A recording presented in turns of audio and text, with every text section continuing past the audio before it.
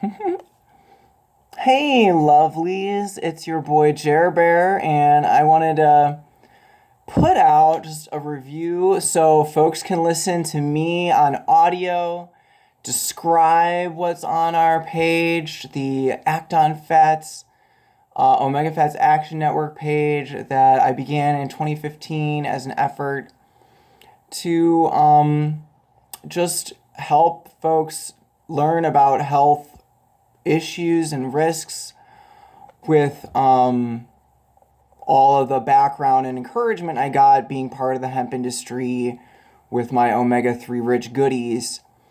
Just blossomed into all this like brain foodie supportive wellness material.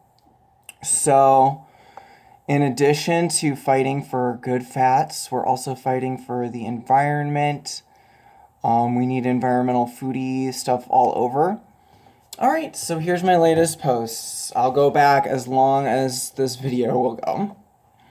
Soda is more harmful than weed, you fucking assholes. Attention, prohibitionists.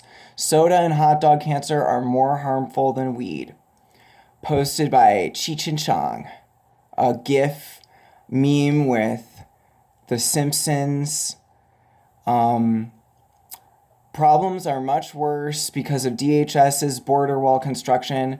A report in The Nation magazine reports that the Center for Biological Diversity and the Defenders of Wildlife need help standing by the First Nations who are having their heritage sites desecrated. Their oasis is being drained.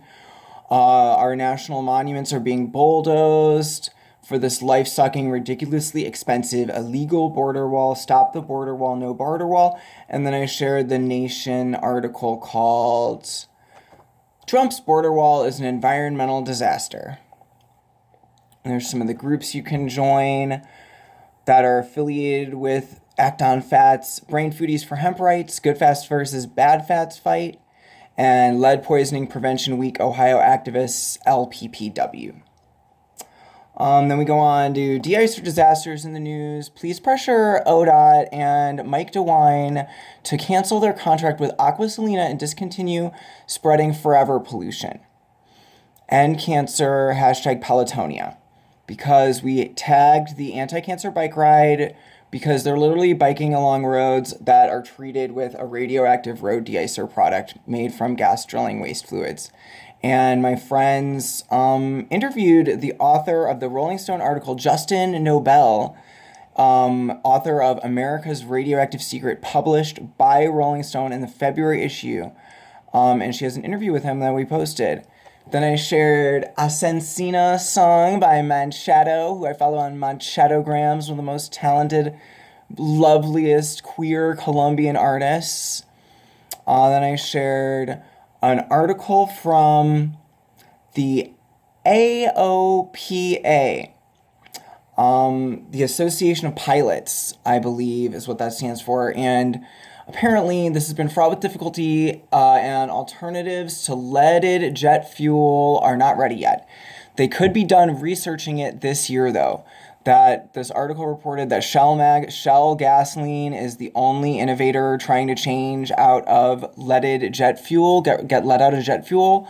So we're like, fingers crossed, hobbyist pilots, please ground your planes until suitable environmental alternatives are available and become available. Unless it's to life flight people out of a remote accidents like in emergencies, we don't want to hear justification about using leaded jet fuel. No duh, it's about money. People want to spend their money on private jets, even though this neurotoxin hazard is accumulating in dust and soil and water, especially near airports. No dumb down America, LPPW 2020. Prevent lead poisoning by preventing airborne lead emissions. Then we're like, quality of life, something has to be done. Something the gerrymandering oppressive pissasses in the greed-obsessed plutocrat GOP party will never understand. The ecological emergency of living in Houston and being exposed to the bad air and fear of explosions in Houston. Then we're like, please write to Governor Whitmer to free Michael Thompson, a prisoner of drug war and justice. President Trump was just advertising that he got someone out of jail for a nonviolent drug crime. This is a huge injustice that Michael Thompson's punishment, it does not fit the crime, and we need CJ reform now, which stands for criminal justice reform. Why the fuck is he still languishing in jail 25 years after selling a small herb bag to an informant? Tobacco kills 400,000 Americans every year, and they get to sell it without listing the 4,000 toxic chemicals included.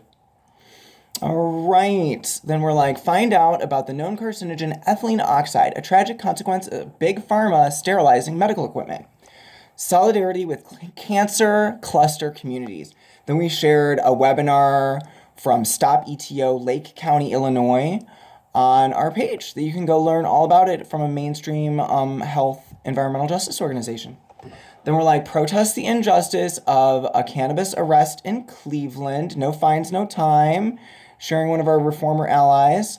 Then we're like, adverse outcomes from childhood exposure to mercury and lead are on the decline in the U.S., likely due to decades of restrictions on the use of heavy metals, a new study finds. Despite decreasing levels, exposure to these and other toxins, especially flame retardants and pesticides, still resulted in more than 1 million cases of intellectual disability in the United States between 2001 and 2016.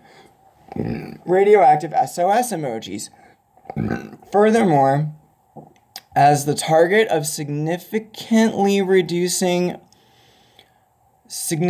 fewer restrictions, experts say, flame retardants and pesticides now represent the bulk of that cognitive loss. That was the news I was looking for, so I can share this link everywhere. Neuroscience news. All right, I'm going to stop it there.